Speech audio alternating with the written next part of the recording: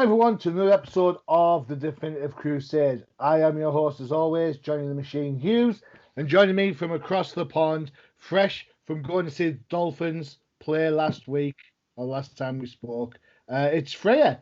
Freyja, how were those Dolphins? Were they all right? Yeah, they were all right. Just to help you out, they won that week, so well done. All right. hmm So that means if they lose from now on, that means you're their good luck charm. You have to go to Miami all the time now. Is that all right? Oh, okay. If you're buying my tickets. um, Unfortunately, we have no random dude Josh today. He's lost his voice.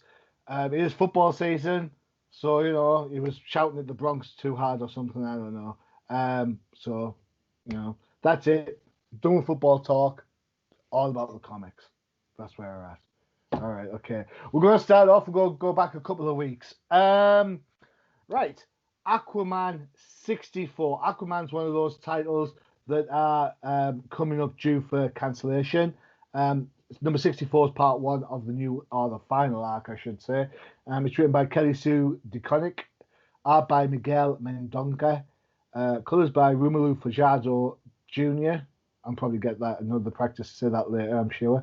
Letters by Clayton Cowles. Freyja, this was your choice. Everyone knows you love the Aqua Dude. So, what do you think of this one?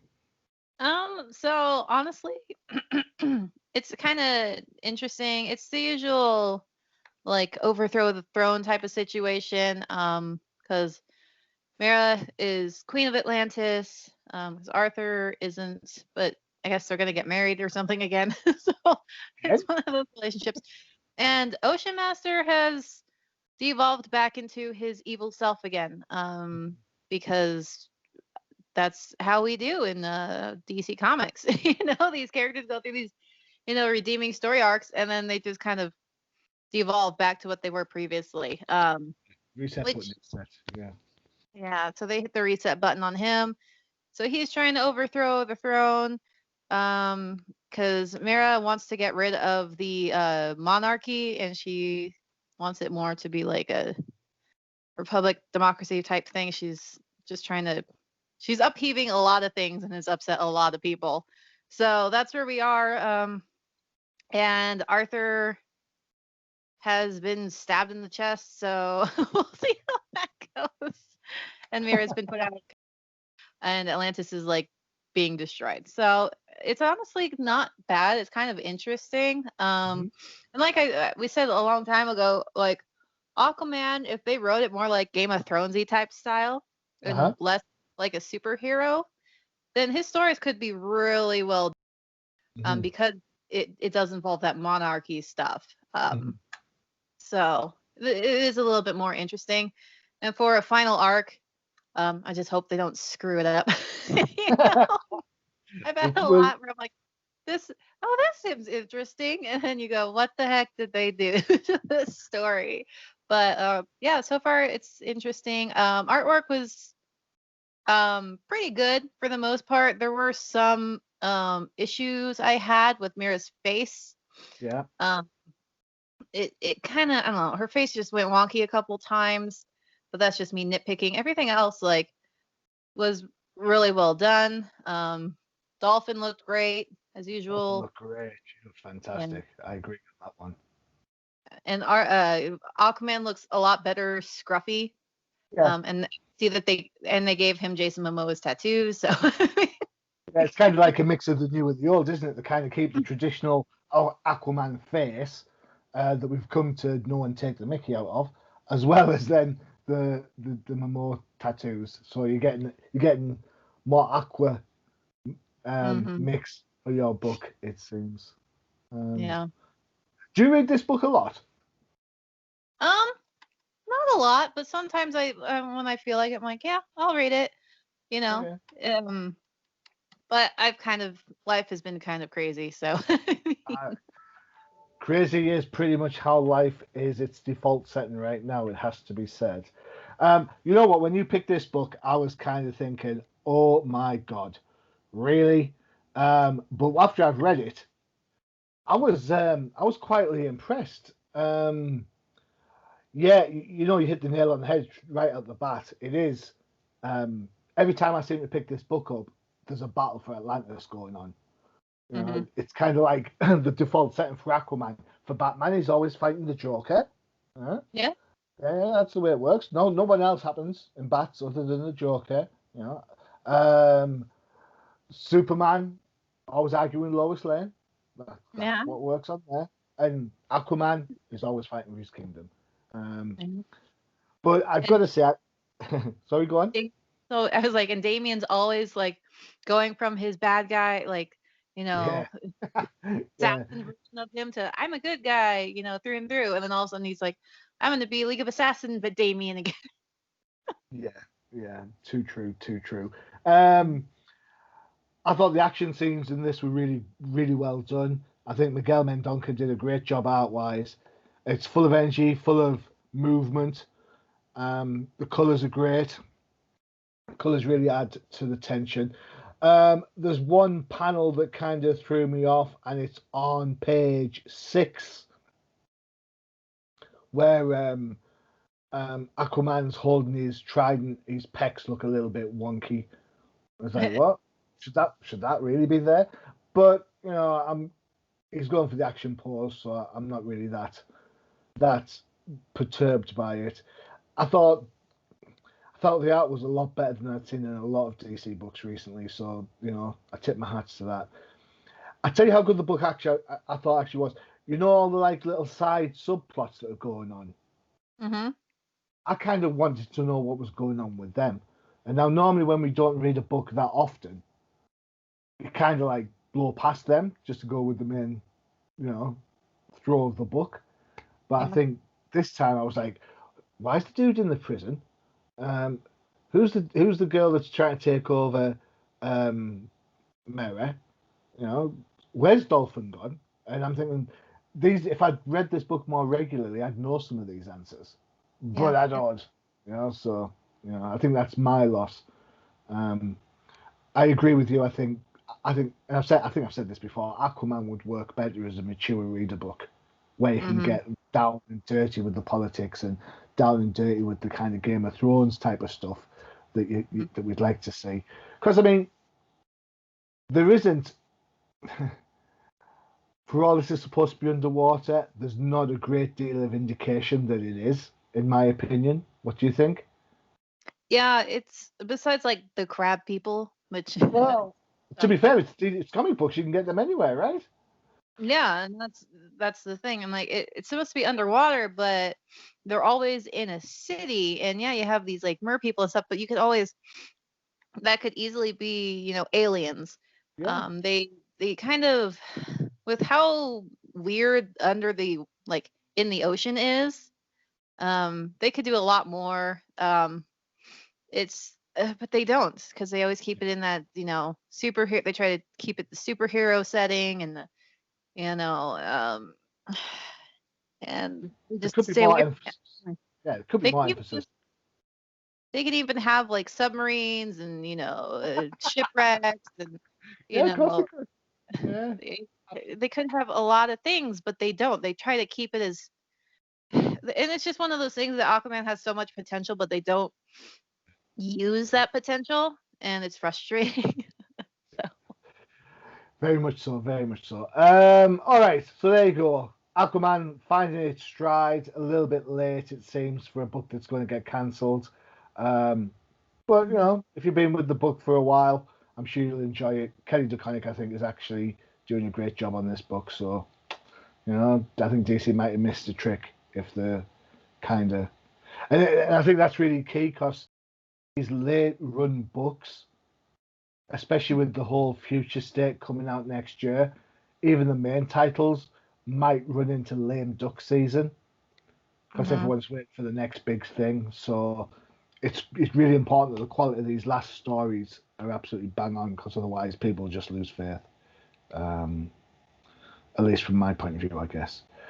Cool. All right, there you go. So Aquaman, go check that out. Of course, it would not be a definitive crusade if we didn't talk about all pointy ears.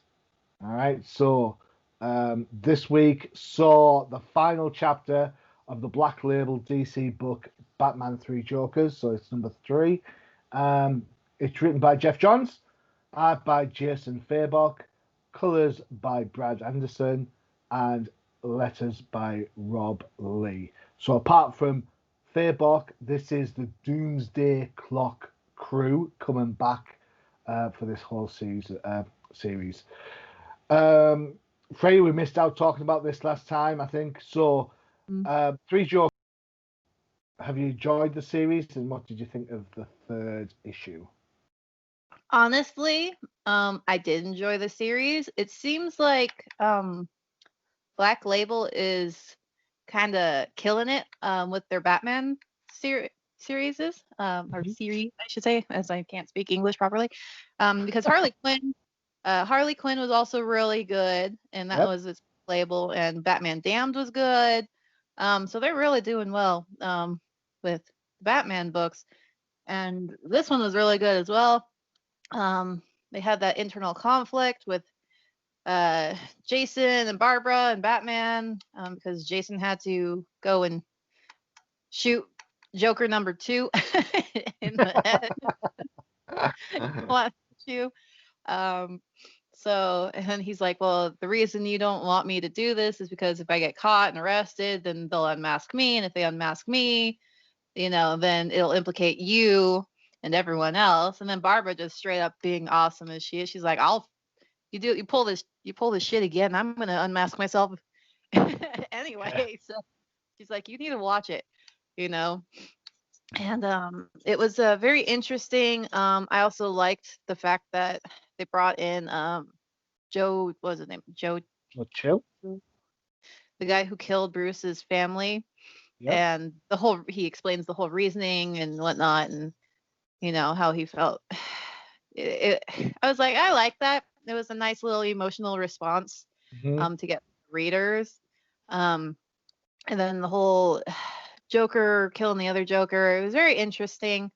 Also, it goes into Jason was right that, Bruce Wayne knows exactly who Joker is, but he's not telling anyone.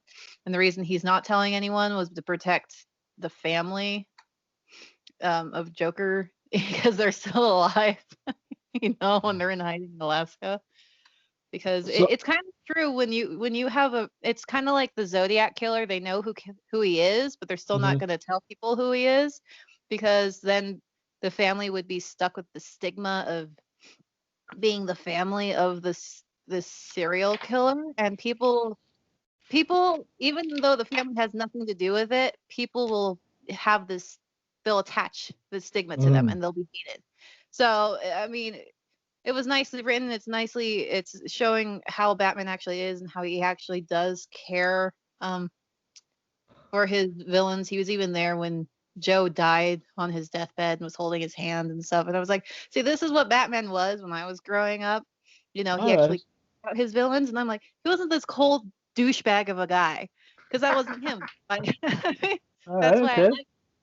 And that's why he didn't kill his villains, is because, he had these personal relationships, like he's friends with Two-Face and all that.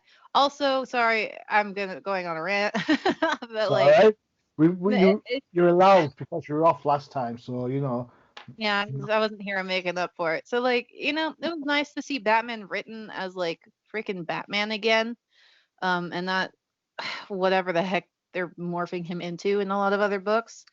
Also, it was nice seeing like Jason Todd and Batgirl, being themselves. But let me ask you a question. Just to sort of like to put some texture to your rant, as you said. Don't you think it's a bit twee that Bats was there to rescue the Joker's wife and organise the wife and kids to be safe, and then that led the guy to go into the chemical plant in the first place? How much re-baggage do you need to put onto Batman, do you think? Yeah, well, I mean, it wasn't Batman who saved her in the first place. It was Gotham PD. Because she went. Because if you, in the thing, she's talking to some cops, and they said, oh, we got a fund together So they'll help you disappear. Bruce wasn't involved in any of that So how did Bruce know who she was? because he's the greatest detective. We're pulling that card. Okay, cool. Pulling that card because he did put things together. He did his research. So yeah. Okay. That's what I pulled out of that. Also, the artwork is fantastic. So much so that the 9-panel thing didn't bother me as much as it usually does. See, The artwork is beautiful. you and me are going to fall out on this one then. Really? Yeah, well, I thought the first issue of this run was fantastic. I was like, "Whoa, this is great! I'm in for this." Then the second issue kind of just plodded along, and I was like, "What?" And then this issue, I agree that the artwork from about the middle of the book onwards is gorgeous. Mhm. All right. What I'm not a big fan of is Batgirl's pouty face. She must has this pouty look on her face more times than I don't know what. It's like this pained pout. It's She just got it's some like, filler lips. Lip filler. hey, I don't mind. Hey, she's an attractive girl and she's drawn attractively and stuff like that. But it's just, it's like, come on, really? Um, I don't like everything all tied up in a nice little bow. I like something left hanging just to kind of like whet the appetite. I think the book, all these books all they've done is kind of given you the fact that the Killing Joke origin of the Joker is now the de facto origin of the Joker. Whereas in the Killing Joke, the book says something along the lines of, "Oh, this is one of many origins." It's how I remember it sometimes. So this has now become the way it is. The 9-panel page did my absolute head in. Absolute head in. I don't know. There's like lots of bits and bobs in this. There's like obviously the Killing Jokes in there.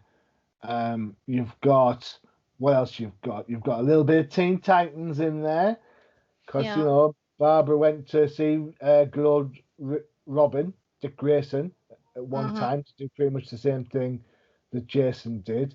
And of course, the ending with the family still alive. Is that not practically the same ending as a Doomsday Clock when you open the door and there's little baby Dr. Manhattan there? I'm like, the minor shocks and reveals, are they worth it? The fact that, Barbara calls Gordon dad. Is that is that is that worth it? I don't know. Um, I think I'm a little bit disappointed in this. I enjoyed Batman 100 a lot more than I enjoyed this. Mm. So I mean, if you're going to have a knockdown, slug out fight between Batman and the Joker, that's what you want to see. So, you know, Jason Fabok's still pretty damn good though. So, Mm. and then at the end of the day, Black Label's not main continuity, so whatever you say doesn't really matter one little bit. So, Yeah. that's to consider, I suppose. Cool. We didn't get your thoughts on Batman 100. What I know you're not overly fond of Batman 101. What do you think of the end of the whole Joker War, Batman 100? Did you enjoy it? No. Okay. Absolutely not. Not at Uh, all. I Right. No, I hated it. I absolutely despised it. And I was already pissed off because of their pacing and because they can't why can't people get their freaking pacing going on? We had so many stupid filler books that had no reason to even be there just to pad the time because I hated it. And on that note, right, on that note, whilst we let Freyja just sort of implode silently at Batman 100, please don't ask her about Batman 101. It's not pretty. We're going to take a bit of a break and then we'll be back with our next two books. Here's one of our adverts for one of our other shows on the UCPN.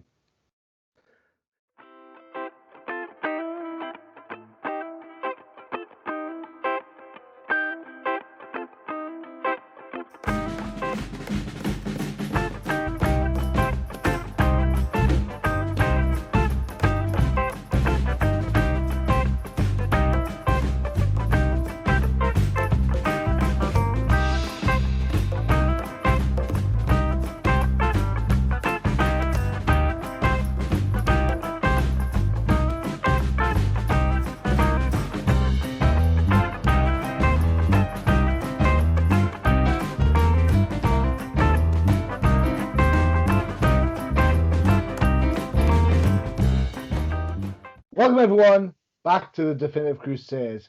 I'm your host, Johnny the Machine Hughes, along with Freyja. We're going through this week's key. Can we say key?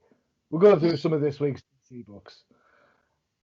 So here we go. We've already touched on Aquaman. We've talked about Batman, Three Jokers. So we're going to go across to another book we don't look at a lot, and we're talking Wonder Woman 765. So this is written by Mariko Tamaki, with art by Stephen Pugh, colors by Romelu Fajardo Jr. Told you we'd get to him again. And some god-awful letterings by Pat Brosseau. I think I've let the cat out of the bag on something there. I'm not quite sure. Do you think I got away with it, or do you think they'll pick it up? I don't know. I don't think anyone will have caught that. You're good. All right. I know you absolutely are not the world's biggest Wonder Woman fan, so what do you think of this book? The colors were attractive. They were nice. Honestly, the art wasn't. It wasn't bad. It wasn't my favorite either. It was Come pretty on. Look, I noticed some art issues in this book. So, yes. Okay, so let's just don't go you straight be, on. don't you be shy and retiring.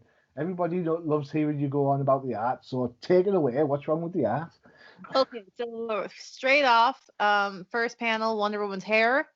It looks like she hasn't showered in a month. It's just sticking everywhere. I don't know what's wrong with her hair. And then the 2 days earlier panel, she's like, "Oh, it's all nice and floofy," and I don't know what the heck was going on in that situation. Also, I don't know what's wrong with Clark, but he seems off.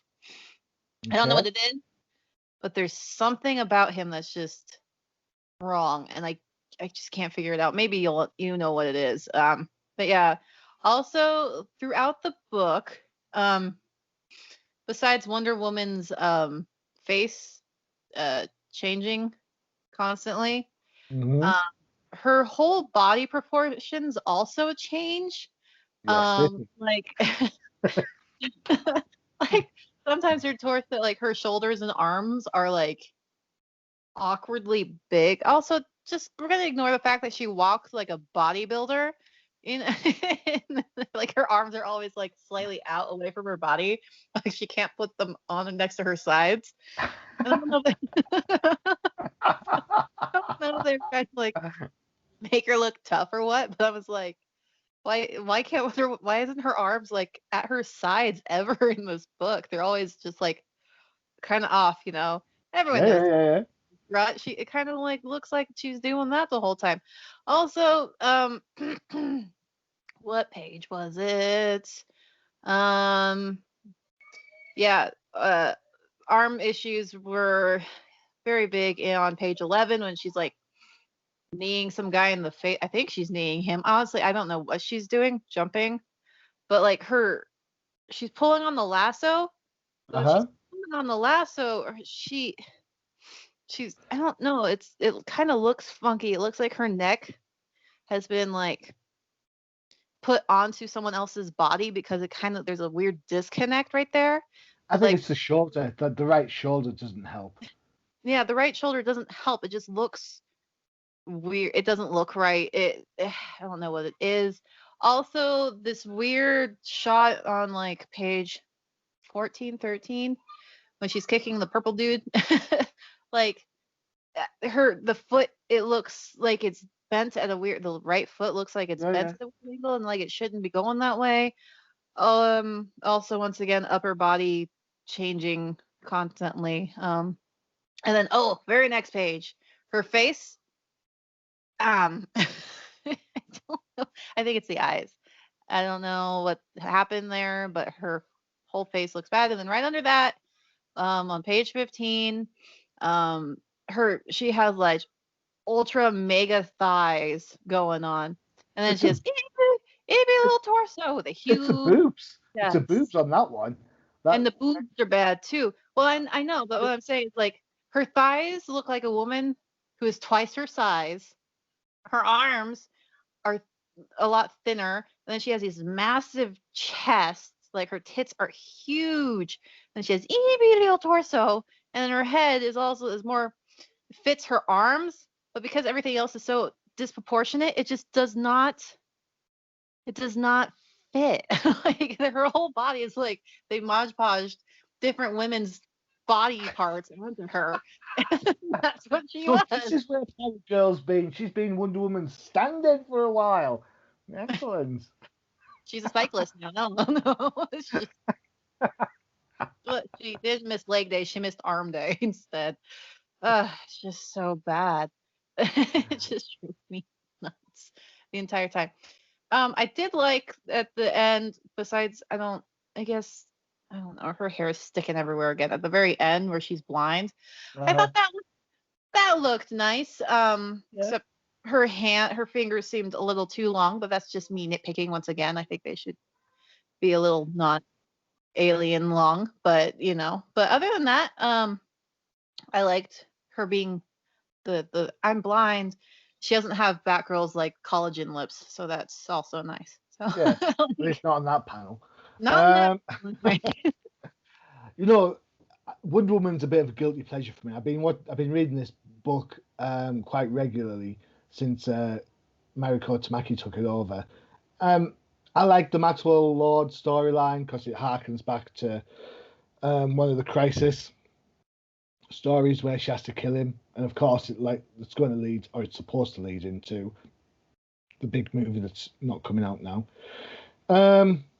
That said, all the art that you picked apart, I totally and utterly agree with. I think, if I'm being super honest, on page 4 is when my eyes started to notice, kind of like the shot extending when she's holding her hand out towards the monitor. I was like, what's going on there? And then the very last panel where she's walking away from Superman, they both look like the itty bitty people. It's like, what's happening there? They look like itty bitties. And I'm like, what else? Yeah, the proportions. I know people aren't supposed to use reference material, and it might be frowned upon, but whatever Steve Pugh's using, he needs to stop and go back and have another look because there's just too many inconsistencies. I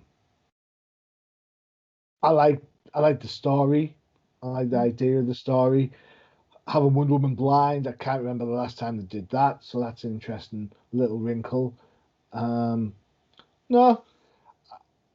I quietly enjoyed it. The art was distracting, but the letters, man. I know we don't talk about lettering enough as like a skill, but if you go back and look at Three Jokers, and you can see how precise the lettering is on that book, and it's a wordy book, agreed?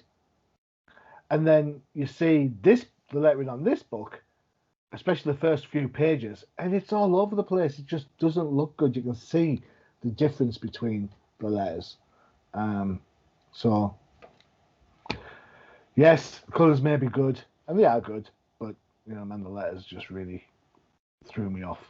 So, there you go. Oh, I mean, yeah. Lettering is important, and that's why you don't use Comic Sans. yeah, don't use Comic Sans. Whatever you do. I know it says comic in the title, but no, it's a trap. It's a trap. All right, okay. Flying through these books. Yeah, we are. Yeah, that's who'd have thought. All right then. Okay. We saved the best. The best? I don't know. I don't know if I dare say the best and say it with like a straight face, but Oh. all right, okay, we'll do it. Batgirl 50. This is the final episode, the final issue of this run. So let's see. It's written by Cecile Castellucci, art by Emanuela Lupacchino, also Margaret Savage and Anika are handed out on the second and third story respectively. Inks are by Wade Von Grawbadger, Mick Gray, and Scott Hanna. Colours are by Georgie Belair, who's always fantastic, and Trish Mulvihill. And letters are by Becca Carey. You know what? We've probably said more in just the in the credits than we were going to say about the book, I think. So, Batgirl's one of the books that's going to get cancelled. This is the final issue, making way for Oracle and the Batgirls as part of DC's future state. Cool. Batgirl 50. Freyja. The floor is yours, my dear. Take it away.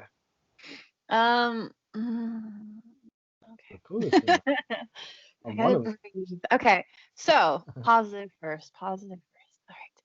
So the cover is nice. I mean, the cover is beautiful. I love the cover. Mhm. I love the Nightwing design. I like the crap, I can't remember, but the shark and what are they called? Anyway, I like all the designs. I love the colors. I think it's beautiful. That would be definitely something I would hang in The like Terrible Trio is who you're thinking of. yeah, Terrible Trio. Like this cover, I would totally have like blown up, full size poster, framed on my wall because I like it that much. It's very beautiful.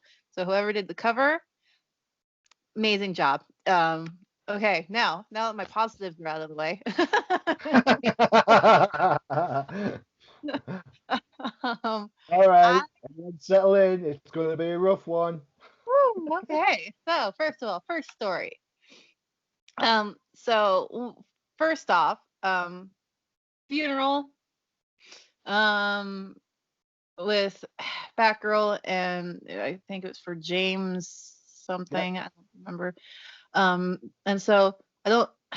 I've been to funerals and I don't remember them allowing us to pick up a shovel and put dirt on the casket, but I don't know. Maybe it's a Catholic thing. I don't. I don't I, know.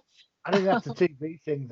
In TVs and movies, they're always getting like the final flower or the dirt being thrown on the casket. Um, so the cover, just so to give you a heads up, sorry, Joshua Middleton is the cover. Ah, Right. well, thank you, Joshua Middleton. It's a beautiful cover. It's the best thing about this book. Sorry. But anyway, after the funeral, I'm just like, when did Gordon start hating Batgirl? That is I'm confused about that. I'm like, why does he hate Batgirl all of a sudden? I thought he liked Batgirl. I mean, in freaking, I know Black Label isn't like canon, but he was concerned about her in that one. I've never heard him like, oh, I hate Batgirl. Batgirl's a piece of work. She's blah blah. Blah. All of a sudden, he's like, Batgirl sucks. I'm like, what is going on? I think And it's also, I think it's an anti-Bat sentiment rather than an anti-Bat girl. The fact that also Batgirl was, as far as Gordon sees it, Batgirl's the reason why James Jr.'s in the casket. So, but he's having his Bat faith tested. If you think back, because without Bats, he wouldn't have been infected by Judge Death. I mean, the Joker, the Batman who laughs. yeah, but still, if, because she's his daughter, she should at least understand where he's coming from in that Mm. respect. But she doesn't. She's just super bitchy right off the bat. I'm like, what did they do to Batgirl? That was me. The entire freaking book is like, what did they do to Batgirl? Because this is not Batgirl. This is not Barbara Gordon. She's No. so. She's like, yeah, I'm gonna go join this protest that's breaking shit because that'll Yeah. help them, And then she's like, I know it's hard for you homeless people. I'm like, yeah, because you're joining a freaking protest that's breaking shit and like hurting these people. Of course they're not happy. And all of a sudden Mm. she's working for I guess I don't know. Was she working for a politician before? I don't remember that. And Well, also yes, back in God knows when. If you go back to see Barbara Gordon, she was actually a congresswoman. She became a yeah. congresswoman, so stopped being Batgirl at the Uh, time. So it's kind of like a nod to her previous yeah. incarnation. So, Yeah. Also, I still think her dating a ex con or villain of her villain, and she's the reason he's walking around with a cane. I still think that's incredibly creepy. and kind of abusive in a sense because she's the one who put him. It just, I don't like that. It just bothers me. Um, and- I don't know. Maybe it's just me. I'm like, first of all, you're the reason he's like that, so that's not okay. And it's just, then all of a sudden, back in the Batcave, she takes off her mask, and everyone's like, "What are you doing?" I'm like, first of all, you guys have done this before, so I don't know why they're reacting this way. I mean, Batman runs around without his cowl on in the Batcave, and it's like, why are they reacting this way? That Also, makes no difference. I mean, everybody knows who Batman is now. Shoot it, God. everyone knows who Batman is anyway. Also, what the frick is wrong with like with Nightwing's face on page 11 or 12? Like, I don't know who drew that, but that is like the ugliest face I have ever seen in a comic. I think this is the problem when you've got three inkers for the first story. You know, there's going to be little elements. I mean, the Batgirl pose looks fine, but everybody else looks like, you know. Yeah. Also, it's just this whole book feels like they just made imaginary problems to, oh well, men are evil because everyone else is getting an allowance except for Batgirl. I'm like, when have they been getting an allowance? I mean, Dick Grayson makes sense because he's his adopted son. And I'm like, but it doesn't make sense that Tim would be getting. And I'm like, are they just making this crap up to create conflict where there is none? Because now it's like, oh, you both get an allowance. Why don't I get an allowance? And then she starts ripping into, you're not doing enough, Batman. You need to give more of your money. You're not doing enough. You didn't, just because you didn't go, send your money where I wanted you to send your money. So you're doing it wrong, even though you send it to all these other places. You didn't do what I wanted you to do, so you're wrong. So I'm gonna throw a hissy fit, and then I'm gonna be mad at Dick Grayson because he lost his memories, and then he was brainwashed. But I'm still gonna blame him because man. I'm like, what is wrong with Batgirl in this book? I'm like, I'm glad this is the last issue because oh my god, what is wrong with her? The entire time, I'm like, you know what? I kind of hope at this point, I wish she got shot in the head because instead of Dick Grayson, because she is acting like 100% a bitch for no fucking reason the entire time.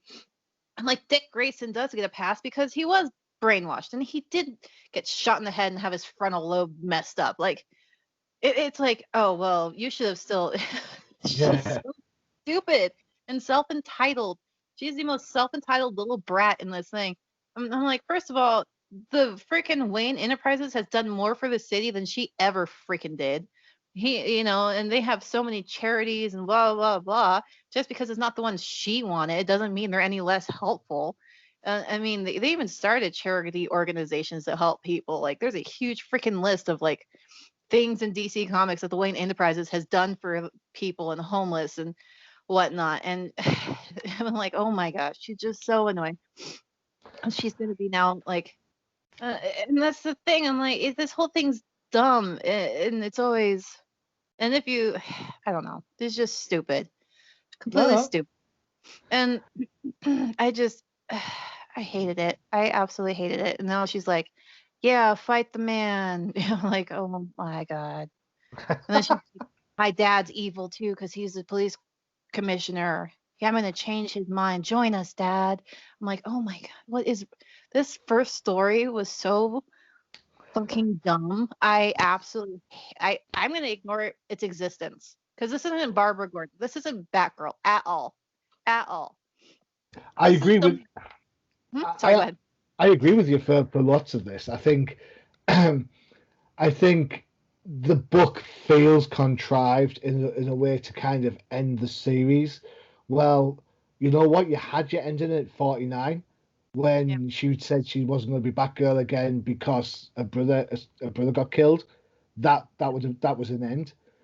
And then Batman 100, you have her reverting back to her Oracle role.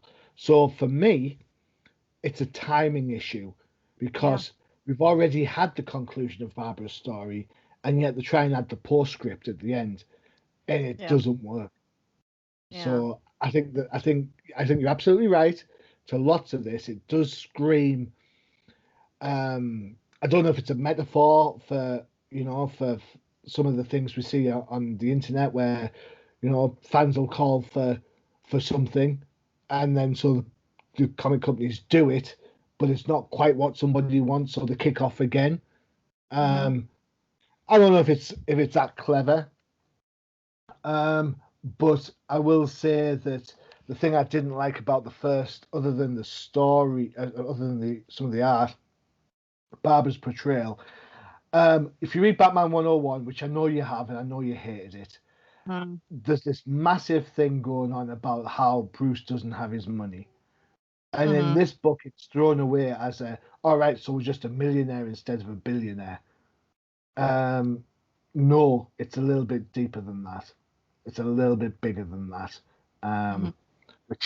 which is kind of annoying. The whole Bard thing.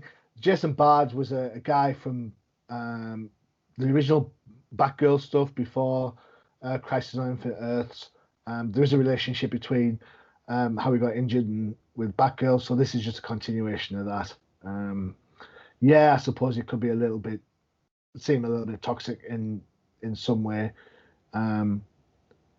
but to be fair, I think in my head, it's that relationship between them two that's actually kind of saving that first story, because this first story is just it's a stinker. It's an absolute absolute stinker total from top to bottom. I'm so disappointed. And if this is the level of the Batgirl book we're going to get continuing on, I'm glad the damn thing's cancelled. And you know how much I love Batgirl, so Yeah. yeah. Cool. Right, second story. What did you think? So the second story is a bit of a change of pace. It's a bit of a world's finest thing. How trying to show you how important Batgirl is to the world of superheroes, but also at the same time she's getting totally shunned and ignored. People are getting the name wrong, think she's Hawkgirl, and so on and so forth. What do you think? Margaret Savage she's the artist on DC Bombshells. Remember DC Yeah. Bombshells? Yeah. Ken, did you like DC Bombshells? Sometimes. Don't make I that like. noise again. That's it. Like I think Yeah. my speakers just broke. Sorry. Yeah. More than anything else.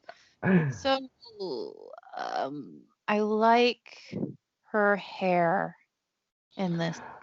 I like her. I love how random you are with some of these things. It's class. I love her hair. Okay, cool. I Right. do. Her hair is very. I like the style, the art style of the hair. Everything else, not so much. So once again, I don't know what it is with this book, but it's a Batgirl book, and I'm like, yeah, okay. And but I have never, ever, ever, ever thought in all of her dealings with anyone else that the Justice League or the Justice Society or whoever, they don't treat her like an outsider. They treat her like everyone else, like Mhm. Supergirl. They've never, talked down to her or excluded her or anything. Mm. And like for I don't I mean Nightwing and her, that whole situation, I'm like, first of all, just I love their relationship. But the whole thing with like the Flash, be like, sorry, but that's just a kind of a I don't know. Barry Allen always seems kind of like that. He doesn't always think things through to me, but I'm not a huge Flash fan, so I may be completely wrong on like his personality. Um Also, I freaking I don't get why they have to like talk her like they belittle Batgirl in her own story. Like it it Yeah. there was no need to do that. And she's like, "Where's my what was she calling it? Where's my group?" I'm like, "You're the freaking leader of the Birds of Prey, you big baby." Yeah. Where's my rogues gallery? It's called the Birds of Prey, you Yeah. idiot. I mean, you have a group. Also, they don't. I mean, they called Supergirl. I mean, and she even said, "Hey, want this job?" I'm like, they treat this like a job. I thought they were like, "Hey guys, this is going on. We need to get it done. So whoever wants to go goes." I didn't know they like traded off shifts like at freaking like working at like Yeah. this job. Like, Guys, I can't hey, save the yeah, planet today. I sorry, clocked off 2 minutes ago. I can't save the planet. Sorry. Yeah, yeah, yeah. sorry, guys. If you go to the next window and order there, that'd be great. Cheers, thanks. Yeah, freaking. And also, if you really think the other superheroes weren't noticing the giant biohazard symbol posted everywhere, under everything, including these, like Man Bat and like everyone would have noticed that crap. I mean, and it gotta be ironic that it's always the men who are talking down to her. It's not like Hot Girl or or Supergirl. It's always Yeah. the men who are talking down to her. It's not Wonder Woman. It's Man Bat. It's the Flash. It's Green Lantern. It's Nightwing being Nightwing. It's even the freaking alien Martian, Yeah. Martian. But because he's male, he's talking down to her. I'm like, first of all, they work with freaking Woman. You think they're gonna be talking down to women? They work with superhero females that can kick their asses. You make a valid point. You make a valid point. No, freaking Green Lantern works on the Lantern Corps with like Jessica Cruz and all these other like. It doesn't even make sense. And that once again, overarching issue with this stupid book for a final, nothing makes sense. They're like devaluing Batgirl in her own book, and they're creating conflicts that don't exist. Just to be men bad, rich people bad. They need to be giving to what we want. I'm like, Yeah. what is this? And this is everything. Like we talk about, don't bring politics and your own blah blah in the comics, and this is why, because you're creating it's not even a good story. It's fine to get political, but you have to be able to write it properly. But they can't freaking do that because they're too busy preaching their own. I'm the good guy. This is blah blah blah blah blah. I'm like, oh my god, it's just so exhausting, and it makes crap stories. And maybe that's why you're losing so much money. No one's buying your books. I've got to be honest. When I looked at this book, I read the first story. I barely gave any attention to the second. I just didn't like the tone. It wasn't my cup of tea. I don't see Batgirl as that character that feels, as you said, undervalued by everybody. If she was undervalued, then why does everybody need her as Oracle? Yeah, exactly. So to me, I was kind of like, no, I'm gonna, I don't get it. I liked Bombshells, but on this book, the art on that story, I should say, the art was terrible. The hair was nice, granted, but Nightwing looked awful, Flash looked awful. It just didn't work. I was like, no, I'm done. And this is the problem for me, because I think they've tried to do so many different things with Batgirl over the last 5 years. I mean, the Gail Simone run was super dark. People complained. They turned her into the Batgirl of Burnside, made it a little bit more kid friendly. That didn't work. She had a bit of a resurgence in the White Knight storyline, hence the new costume. But that hasn't panned out for a great deal of time either. So it's like, dare I say, is Batgirl an antiquated idea that just won't work? I don't know. I do not know. What do you think of the third story, the Dungeons and Dragons? Are you a Dungeons and Dragoner? Yes and no. So I have a lot of friends who do it once or twice a week. I've never really been one to play it, but I did always sit in on their games and enjoy listening to them do it, like play the game. I have played Neverwinter Nights, which is on PlayStation, the PS4. I guess is Dungeons and Dragons. So in that aspect, I have played it. I played the actual like video game version of it, but I've never sat down and like played it with the board and Dungeon Master and all that. But I have watched my friends play. So you've never rolled a dice, is what you're saying? Not for that, no. I play plenty of other. And the answers on the postcard, please, to what did Freyja roll the dice for to the Definitive Crusade. check out the Twitter for the address Mhm. there. Yeah. So anyway, because I do, even though I don't play the board version, and I play video games, so I know RPG styles, and I've seen the character creation and whatnot for this game. I have some problems with this as an aspect. Why would I be surprised at that? Hey, you're talking to a girl that's pretty nerdy and knows a lot of different things. Maybe not be like a master at knowledge with certain things, but I know enough of a lot of different. I even know about I tell you freaking what, Magic, the Gathering. uh, So before you go into this, I'll tell you right now. I'll give you some heads up. All I know about Dungeons and Dragons is the cartoon show. That's well, it. All right. So I cede my knowledge in this area to you. All right. So there you go. I might know old school DC like nobody's business, but Dungeons and Dragons, unless there's a little barbarian knocking around with a unicorn, I ain't watching it. So there you go. Right, take it away. What is wrong with the Dungeons and Dragons of okay, this comic? I'm just because they're like I'm gonna aim for its eye, and I roll a 20. I'm like, but it doesn't have any eyes.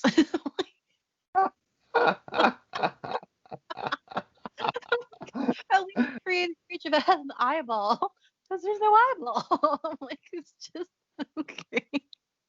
Also, freaking Orphan is complaining.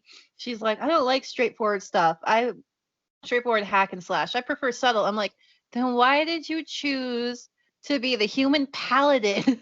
Because you choose your own character. You create your own character. She's like, I don't like hack and slash. I'm like, why did you choose the hack and slash character then? Why weren't you, why aren't you the rogue? That's the sneaky one or the bard. It's like, what? Yeah. I'm like, she can't complain, but she created her own character. And because that's what you do, you create your own character. And it just doesn't, it just, And also, can I just say, uh, freaking Oracle sucks as a DM. I mean, just reading it, I was like, oh my gosh, she's boring. Yeah. Master. Yeah. I'm like, oh god, this is awful. And I just, it's not. I mean, freaking the kids playing, in crap, what is that show with the Demogorgon? Stranger Things. All That right. kid, that kid was a better dungeon master than she was. And it's just, I understand they're trying to like, girls can play it too and see they like doing things too. And I mean, You think I that? You think find that's I what find this is? Really? I, they're doing well. I mean, they're doing normal people stuff, and I get that. And it's nice. But then they also go and like, they kind of were trained fighters and blah blah blah. It was kind of to me, it felt like they were trying to like humanize them a lot more. We do Yeah. nerdy things too, and blah blah blah. But also at the same time, I'm yeah, it's just I don't know. It felt kind of weird. I Also, think. I don't know. It's just it didn't feel. I don't know. Something felt off, and I was like, it just doesn't. I mean, it's nice because we were saying that we want to see them do more, normal humany, Yeah. people things. So I'm not gonna bash it too bad because I guess it would be one of my more favorite of the stories, which isn't saying much, but I was just kind of Mm. like, are they having a slumber party too? Because I just noticed that there's like duffel bags and stuff. So Well, well, there's no pillar fight, so I'm saying no. I don't know. I think uh, take aside the Dungeons and Dragons stuff, which I have no awareness of, I guess. I think the main thrust of this last story is to get us into the fact that this group can work together. If you think that the DC Future State were going to get Oracle and the Batgirls, um, I think it's nice that we see Canary and Huntress with other characters from a Birds of Prey perspective that isn't Harley. Yeah. You know? So I think from that point of view, it's good. I thought the art was canny. It wasn't fantastic. It wasn't great. There are a couple of inconsistencies around the block on it, but I'm not going to kick up a fuss. I think the biggest one for me was so Barbara ends up being Oracle again for these, and you can see it quite clearly. See her on page 38, sat there at the computer trying to use a mouse, and there's no mouse under her hand. But check out the color of her hand; it's white. And then at the end of the mission, lo and behold, they're all set in front of the watchtower clock, and she's in a Batgirl outfit, an old one, and she's got her gloves on. So why did she need to change? I'm not quite sure. But it just kind of threw me a bit. As for the different roles, I think you're a D&D aficionado, so you know what you're talking about, which is totally cool. I think the difference, rather than choosing your own character here, is trying to show, I suppose, different aspects of the characters themselves. Maybe, you know, kind of like for new readers who maybe haven't read Cassandra, just for the sake of argument, if they haven't read the original Batgirl run with Cassandra as Batgirl, they won't know about her other than how she is an orphan. And same with Spoiler to an extent. Fair enough, she's been getting plenty of page time recently, but there's a whole history to Spoiler that goes beyond just being a wannabe Batgirl. So there's that to consider. So I kind of think it's just a nice, easy way to try and get some more awareness for the characters and what they can do, I suppose. But ironically, all that said, it's probably the best out of the bunch of these three stories. But that's not also saying a great deal either. So yeah. Right, there you go. Those are your 4 books for this week. Join us in a fortnight's time when we'll have more books. We'll even hopefully have some more news on the DC future state. See what's coming out from that point of view. I just want to wish everybody who's listening, whether it be UK, stateside, wherever, stay safe with this whole Corona stuff. For people in the UK, that means that we're going into another national lockdown for a little bit. So, you know, don't forget, get your orders into your comic book shops. They'll be keeping your stock for you, keeping your pull list. Support your local comic book shops where you can, because they're feeling the pinch just as everyone else is. Yeah. Okay? Over here, stateside, it's election year, and we all know what that means. So stay safe after the election too, because it's already hitting the fan, but it's some second servings that we shoved up there too. So yeah, be safe. Cool. And the show will air after the US vote, so make your voice heard, get out there and vote. That's probably it, you know. All right, Freyja, been fantastic having you back on the show. Welcome back. I'm sorry we didn't have better books for us to go over. Sometimes I feel like you guys prefer me to be angry, so it's all right. I'm not going to dispute that. No, it's fine. That's fine. I don't think you know what? I don't see you as angry. I see you as honest. There you go. Yeah. There's a compliment for you. Excellent. Yeah. I'd rather have an honest conversation about how good or bad a book is without having to think about, you know, well, DC aren't going to like it when we say that this book sucks, but, you know, hey ho. So that's cool. So don't forget to keep it UCPN for all your favorite podcasts, including you've got K-pop Cosmo coming up anytime soon. Yep, we're having one. It's a once a month show, so we'll have one for November as well. Excellent. The Old Timers comic book show where we go through anything older than the 90s, and of course, No Price podcast for all your Marvel fun and games. All right, this is Johnny the Machine Hughes, as always, saying adios.